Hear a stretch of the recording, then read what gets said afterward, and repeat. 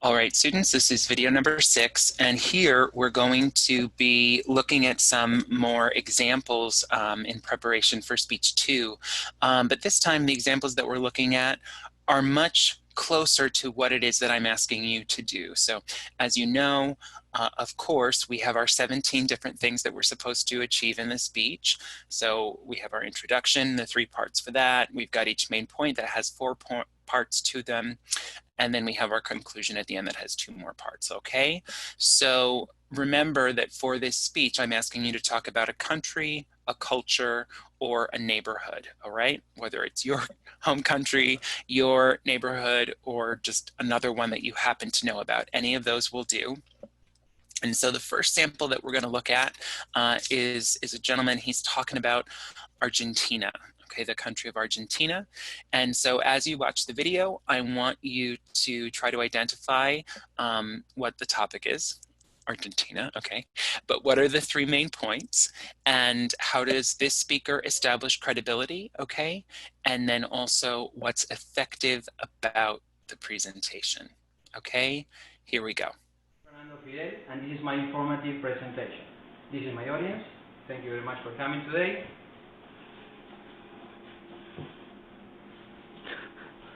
Okay. How many of you have walked on a 97 square mile ice formation? No one? And how many of you felt the adrenaline of being part of the soccer game surrounded by 70,000 fans? No one? Okay, these experiences are real and can be lived in Argentina. There's many information that people do not know about Argentina, and in this presentation I'm going to give you information about Argentina's geography, about Argentina's tourist attraction and culture. First of all, I'm going to start speaking about Argentina's geography. Argentina is located in South America.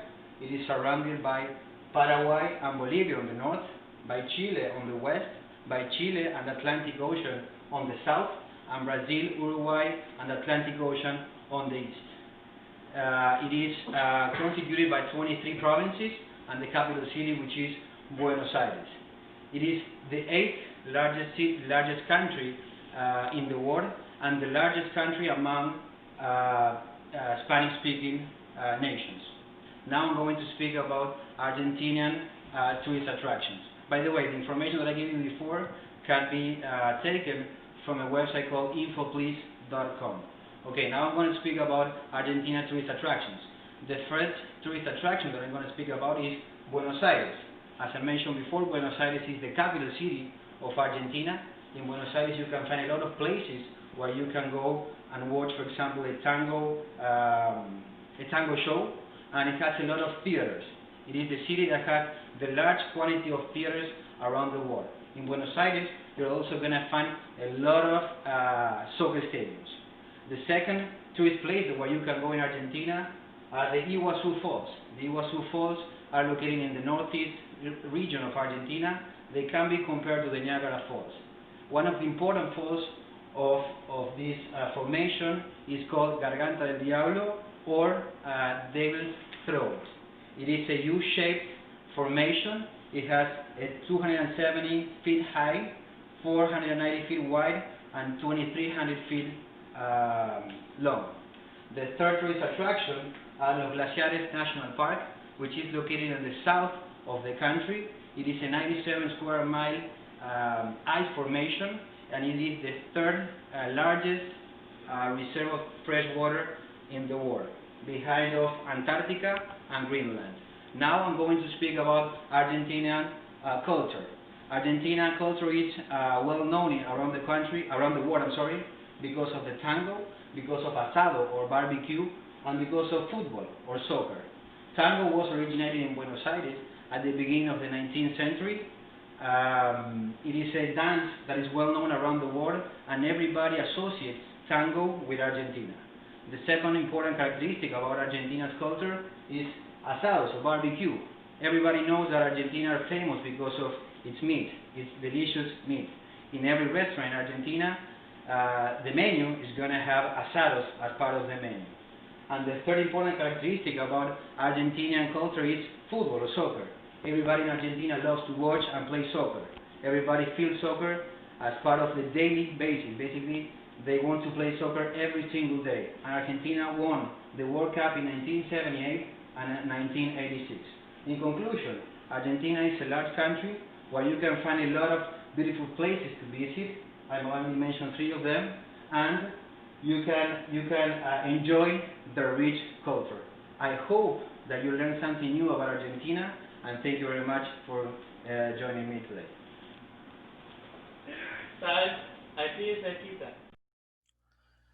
All right, students, so that was our video with this gentleman talking about Argentina, and it's just the best example that I have for you, okay?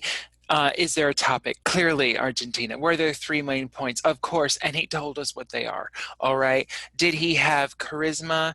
You bet. He's talking about, you know, what it was like when he was in Argentina, which is wonderful. He's making eye contact. He's talking to people directly to them and looking at the camera, which is great. And 3 to 5 minutes, it's about 5 minutes. I think it might be a little bit long, but somewhere very close. Okay, so it's good. When I look at my criteria list, then I've got those 17 things he's got to do in the speech, and man, does he do them. Now, there's a couple of things he didn't do, and so I'll just point those out from the start, okay? He doesn't repeat his points. So that's 3 times. Repeat it, repeat it, repeat it. Didn't happen. He repeated them in the end in the conclusion, but he didn't repeat them as he was talking about them. So don't forget that. The other thing is that in the introduction, he didn't talk about credibility, so I'll talk about that in a moment. Let's look at his introduction. So starting out with an attention getter, he had 2 questions. Audience participation is part of what you're allowed to do, and even though you're making a video, asking a question is a great thing to do. You won't hear our response and reaction, but you can still do it, okay? So he says, how many of you have walked on a 97 square mile high formation? And how many of you have felt the adrenaline of being part of a soccer game surrounded by 70,000 fans? Great. So he asks those questions. That's his attention getter. Perfect. Then after my 5-minute informative speech, my classmates will know 3 things about blank, 1, 2, and 3. So he tells us he's going to talk about Argentina, and he's going to talk about the geography, the tourist attractions, and the culture. He told us that in the introduction. That's exactly what he talked about. He talked about them in that order, 1, 2, and 3. And then he repeated that in the conclusion. I'll come to that.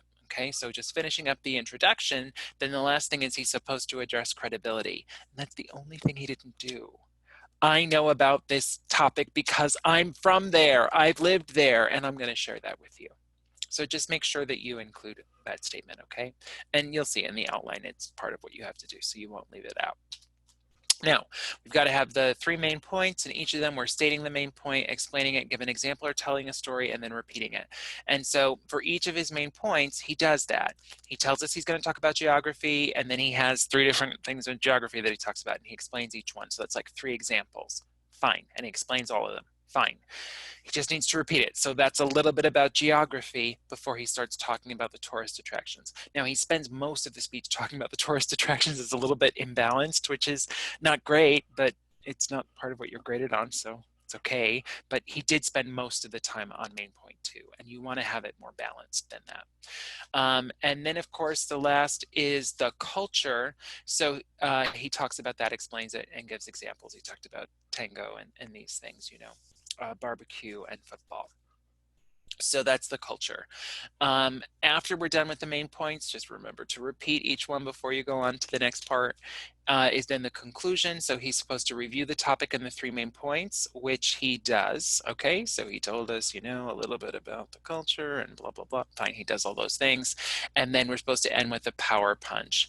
And so he said, I hope that you learned something new about Argentina, and thank you very much for joining me today. It's not great as a power punch, but it'll do. It'll do. So for him, you know, he had those 20 things he's supposed to do. 17 of them are things he's supposed to say, and there are just those 4 things he left out. He didn't address credibility directly, and he didn't repeat his points before he went on. So close to perfect. But not all the way there. So now we're going to look at another example, and that is a woman who is speaking about France. And she does not do a good job. Let's see how she does. Hi, my name is Faith Brungart, and this is my audience. Peace, brother. Liberté, égalité, and fraternity. This means liberty, equality, and fraternity, which is the motto of the French people. For years, I have loved the French culture, and today I will share with you a little bit of insight about their culture. We will discuss the geography, population, demographics, economics, religion, politics, and so much more. First of all, France is located south of the English Channel and north of Spain, west of Germany and Italy. I believe the Alps are also on the southern border too, so they do have kind of all different topography there. They have the ocean on one side, mountains on the south, and then kind of the plains on the east side of the country. The capital is Paris, and it's located on the northern part of France. And approximately 66.9 million people live in France, so it's quite a bit. It's about 104 people per square kilometer. About 89% of the people who live in France were born there. Only 6.2 are foreigners, and 8.9% are immigrants. The rest are just people who converted citizenship to be French citizens. France also has several overseas territories and regions. They have French Guiana, which is located in South America, and they also have a bunch of islands in the Caribbean, including Saint Martin. As for the structure of their government, they are a unitary semi-presidential government, which means that there's a president and a prime minister, and they both kind of have equal powers. They also have a parliament that does all the legislative aspects of the governing. But their primary language is French, but they do use English for business, and they also use the metric system, which is a little bit different from the United States.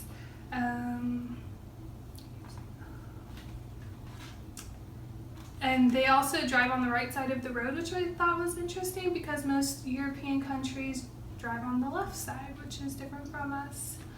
They are part of the European Union and do use the euro, as well as many other countries over there. They are part of the civil legal system, which means that they just follow statutes and not precedents like we do. They are in the Central European time zone, and right now some of the current events that are happening are the FIFA World Cup, which is coming up I think in the next week, and they're playing Argentina for I think it's the final game. As for cultural aspects of France, they are famous for their city of love and their art, architecture, and fashion. Some of their most popular places to visit are the Palace of Versailles, the Musée d'Orsay, the Lyons Roman Theater, the ancient cave drawings, did I say the Eiffel Tower? But all of these are very touristy destinations, but very important to the cultural aspect of France because they're really proud of all their art and history. It's shaped the world pretty much. They're also pretty their culinary traditions are pretty important to them. So having a meal is like having an event, and most meals are 3 courses. So they have the hors d'oeuvres, entrees, and the dessert, and the meal is also centered around wine, which they are famous for producing as well. As for religion, they are all pretty tolerant of other religions. 51% of the population is Christian, while the other majority of the population is non-denominational. So they pretty much just practice spirituality, I guess. As for communication of the people of France, they are very direct in their ways of communicating and are pretty much very blunt. But they are formal in meeting new people, so you have to address people by their last name, not by the first name when you first meet them. They are individualistic society, so they're very go get it and not team playing, even though they are a nationalistic country. And as for family structure, they follow the same format as the U.S. They have the nuclear family, and same gender roles. So women will go to work and also fulfill stereotypical duties. So now that you know a little bit more about France, you can further immerse yourself if you ever decide to visit. I got a comment. I say So she was talking about France. She had a topic. She was supposed to have three main points. She had points. She's supposed to be charismatic. So she told us that she was interested and she liked France. Well, if you're interested in it and you like it, talk about it like you do, okay? She didn't seem to like it. She didn't even seem sure. She was saying things as if they were a question all the time, right? You know, okay, what's going on there? Supposed to be making eye contact. She had notes, but she was like looking at the notes all the time, right? You know, like look at the people and talk to them. They're there. Talk to them. She showed us the audience at the beginning, you know, so they're there. And then it's supposed to be 3 to 5 minutes. I think that hers was a little bit long too, but there were reasons for that. We have 17 things that we're supposed to include in this speech. And, well, what did she do? Let's see. In the introduction, she's supposed to start with an attention getter. And you might have missed this because it was at the very beginning, the first thing she said, as it should be. But what she said was liberté, fraternité, égalité, which is very much like a motto of France, liberty, fraternity, and equality as their kind of motto and essence that came after the French Revolution in the 1700s. So that was her attention getter, and that's fine, just to have that as their motto, and that's okay. But then the next thing is we're supposed to preview the topic and tell the people the three main points. Now, obviously, she didn't do this because though she had one topic, it was France, she did not have three main points. She had at least 12 points. Geography, people, overseas territory, structure of government, primary language. I mean, if she had listed all of this out in her introduction, she would have known she had done something wrong. There's a way, I think, that you could structure these 12 things into groups so that then there would be a way to make this work. So first I'm going to talk about the culture. Okay, so language, metric system, culinary, religion as culture. Now I'm going to talk about the people, maybe. I don't know. I don't know. Don't talk about 12 things. Talk about 3 things, please. Any 3 from this list would do, but not 12. No. All right. Now then, she's supposed to address credibility in her introduction, and she did. She said, for years I've loved the French culture, and I will tell you a little bit about it. And that's fine. I recommend saying, I know about this topic because, all right, but for years I've loved the culture and I'll tell you a bit about it. It's fine to say for credibility. Now then, the main points. State them, explain them, give an example, and then repeat them. If you have 12 points and you do these 4 things for all 12 points, we're going to be here for 20 years. We can't do that. All right, we've got other speeches to watch, other speeches to hear. We just can't indulge you in that. People can't remember all of that. It's the same reason why we didn't want to use lists when we were working in speech 1, because it's just a bunch of facts. People are going to forget them as soon as you say them. Geography. There's some mountains in France and some rivers. People, there's 70 million people who live in the country. Overseas territories, they like still own some countries or some islands in the Caribbean and some places that used to be colonies still speak French. I mean, I don't know. Structure of government, there's a president, I don't know. Primarily they speak French. Metric system, they use it. Time zone, what are we doing? She's not giving us any details about anything. And that is not a way to approach this. Don't do it. 3 points, state them, explain them, give an example or tell a story, and repeat them. 4 things about that main point. Okay, that's the way to go. Now, in conclusion, 2 things are supposed to happen. You're supposed to review the topic and the 3 main points. So today I told you 3 things about France. I talked about 3 things. And then, of course, you're supposed to end with a power punch. So I remind you, she had 12 things, not good. Power punch at the end. Now that you know a little bit about France, you can further immerse yourself when you visit. Well, I've been using this speech in class for a couple of years, and this year I went back to France. I was there in January in 2020 is the year when I'm recording this, if you're watching it later. And I had a great time, and I was immersed, and I learned about all 12 of those things. not because she told me, but because I was there. All right, so make sure that you tell the people specific things about the 3 main points that you have, and then the power punch. It's okay. I mean, look at that list. You can tell the story, you can ask a question, you can finish a story you started before. Be creative if you are a creative person. And if you're not, now that I've told you a little bit about, I don't know, whatever country you talk about, you can further immerse yourself when you visit. I mean, whatever. It doesn't matter that much, but just be mindful that you can be creative, and please take the time to do that if you want. And so that's the speech. You're going to be creating your own outline now. So you've got the outline structure. We've gone over that. We've gone over the notes and the visual aids. So you'll need those things for the speech as well. But really focusing on the outline is your next task, okay? Argentina, as I say, is your best model. I've given you that sample outline where there's the former student of mine who's talking about Sierra Leone, and she talks about the clothes, she talks about the food, and she talks about like traditions or something. I think I can't remember exactly because I don't have it in front of me, but the point is there's an example there. And so if you follow that outline example, then that will help you out. And remember that when you're doing the outline, it's really important that you include everything that you expect to say in the speech in the outline, so that when I'm reading it, it's like I'm reading a transcript of what you expect to say. So that way I can tell you if it's too long, if it's too short, if there's things that are missing, if you've done what the guy who was talking about Argentina did, and you focused too much on one part and not on the others, like is there balance, all those kinds of things. And that's the sort of feedback I want to give you. There's a rubric for it. It identifies these 17 things that you need to do in the outline. And just, I'll give you feedback on all of that. And then we will have our live session and you'll practice giving the speech, okay? Don't want to put a lot of pressure on you, but there's not a lot of time, so make sure that you get it in by the due date and on that time. And I'll have feedback for you soon. Bye-bye.